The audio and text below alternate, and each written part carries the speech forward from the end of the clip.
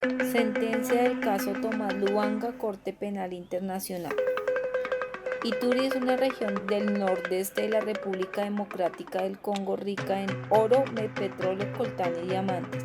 Se convierte en el frente de batalla de las etnias Ema y Lendu entre julio del 2002 y diciembre del 2003 en un conflicto de milicias rebeldes, fuerzas del gobierno y potencias extranjeras que luchan por el poder político y el control de los recursos naturales. Antecedentes. Tomás Lubanga, psicólogo de la etnia Ema, en 1999 ingresa a la política. En junio del 2000, cientos de soldados Ema de la coalición congoleña, el movimiento que entonces controlaba Ituri, reciben 2 meses de entrenamiento militar en Uganda. El 15 de septiembre del 2000, Lubanga firma los estatutos de la Unión de Patriotas Congoleños, dirige el partido y las fuerzas patrióticas para la liberación del Congo. En enero de 2001, Lubanga se unió al gobierno de la coalición congoleña como comisario de la Juventud y Deportes. Después ocupa la cartera de Defensa y en abril de 2002, cuando se suceden los acuerdos de paz de Sucre en Sudáfrica, siente que su partido es apartado y decide marcharse, llevándose a los soldados Ema consigo, y en agosto toma el control de Bunia, capital de Ituri, expulsando a la coalición congoleña e inicia ataques indiscriminados contra la comunidad lendú y todo aquel que sea extranjero. Lubanga alienta una guerra que demanda la participación y contribución de hombres, de mujeres y de niños sin límite de edad. Se suceden entonces masacres de las que él es considerado autor intelectual.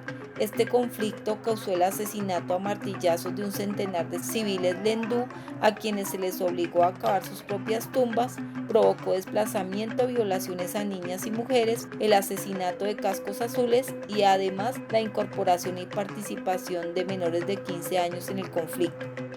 En marzo de 2005, Lubanga es detenido y acusado por el sistema de la Corte Penal Internacional por perpetrar 3 crímenes comprendidos en el Estatuto de Roma. El primero, la conscripción de niños menores de 15 años para utilizarlos en hostilidades. Segundo, el enrolamiento de niños en grupos armados. Y tercero, la utilización de niños para participar activamente en conflictos armados. En este proceso se interrogan y se escuchan a 67 testigos durante 204 días de audiencias y Lubanga se declara inocente de todos los cargos, a pesar de que no niega que era jefe del partido y que las fuerzas de liberación congoleses estaban bajo su mando. Además, le expresa que los niños se incorporaron voluntariamente a la milicia y que él hizo todo lo posible para desmovilizar. Elementos del caso. En relación a la naturaleza del conflicto armado y a pesar de que la Sala de Cuestiones Preliminares consideró que por un periodo importante en el que transcurrieron los hechos se trató de un conflicto de carácter internacional, se determina que la fuerza que lidera Lubanga había participado en un conflicto armado interno entre distintas facciones y milicias armadas congolesas.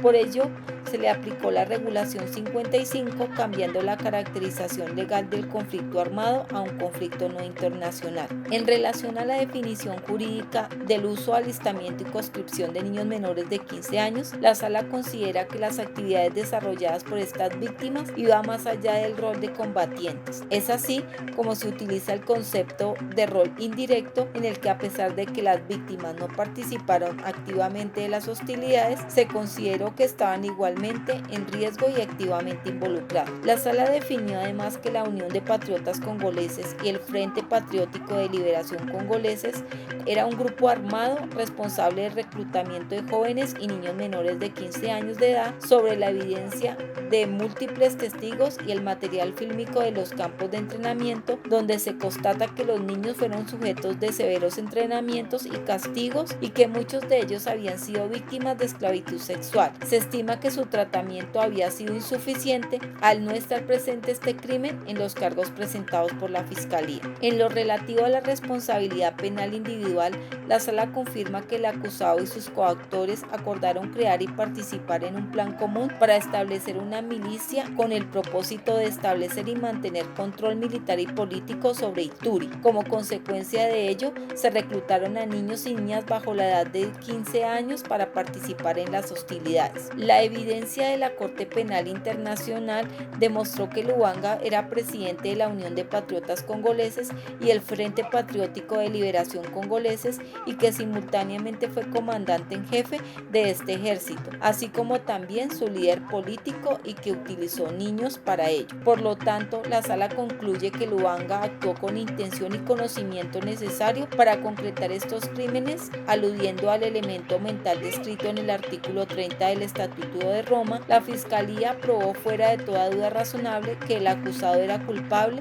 e imputable de los 3 cargos que se le atribuían. Lubanga fue sentenciado el 10 de julio de 2012 a 14 años de prisión. Consideraciones especiales del caso.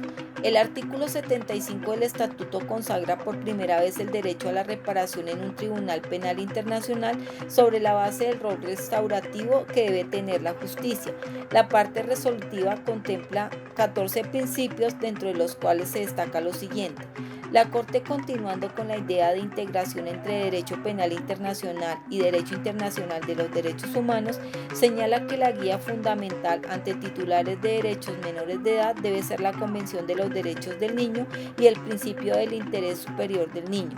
La Sala recuerda que la Convención de los Derechos del Niño tiene como mandato adoptar todas las medidas apropiadas para promover la recuperación física y psicológica y la reintegración social de todo niño, incluidos aspectos relacionados con la dignidad, no discriminación y la no estigmatización. El artículo 79 del Estatuto de Roma contempla la existencia de un fondo fiduciario para apoyar la reparación de las víctimas, cuando éstas no puedan estar enteramente satisfechas por las medidas dictadas contra los condenados. El derecho a reparación se deriva de la responsabilidad personal del acusado. Incluso si Lubanga se hubiera declarado indigente, seguiría siendo responsable de pagar las reparaciones a las víctimas. La Sala de Apelaciones estimó que la Sala de Primera Instancia no había establecido una relación insuficiente entre los delitos cometidos por Lubanga y el daño sufrido por las víctimas de la violencia sexual y de género, y solicitó que este fondo incluyese la posibilidad de remitir a las víctimas a ONGs que ofrezcan servicios de apoyo en las zonas afectadas a quienes han sufrido violencia sexual y de género. Reflexión final. Hasta el año 2002, fuera de la labor de los tribunales ad hoc de Naciones Unidas para la Yugoslavia, Ruanda y los mixtos de Sierra Leona y Camboya, estos tribunales de guerra o contra la humanidad no disponían de un foro permanente para su enjuiciamiento. La Corte Penal Internacional ha sido capaz de aplicar el debido proceso y sobre todo de entregar un mensaje inspirado en los principios que fundamentaron el proceso de Nuremberg. Se ha probado que los instrumentos legales tales como el Estatuto de Roma están cumpliendo su objetivo último, que es la aplicación de la justicia. Uno de los más importantes aspectos innovadores según el Estatuto de Roma, en el artículo 68 inciso 3, es la participación de las víctimas. En este caso se dio cumplimiento a su presencia de una manera única y sin precedentes, lo cual fue importante en aspectos como la presentación de evidencia, la interrogación de los testigos y considerar la reparación integral de las víctimas. En cuanto a la instrumentalización de los niños soldados, es lamentable que en su sentencia en el caso Lubanga la Corte Penal Internacional no haya reconocido de forma adecuada a otras víctimas, especialmente a las víctimas de crímenes de violencia sexual y de género, tal como lo defiende la Federación Internacional de Derechos Humanos. Los delitos en razón de género y el trato inhumano son un componente inherente al reclutamiento, alistamiento y uso de niños y niñas en las hostilidades. El uso de niños soldados en conflicto no es una práctica novedosa. Cientos de miles de niños engrosan cada día las filas de milicias y ejércitos irregulares en multitud de países del mundo, incluido Colombia.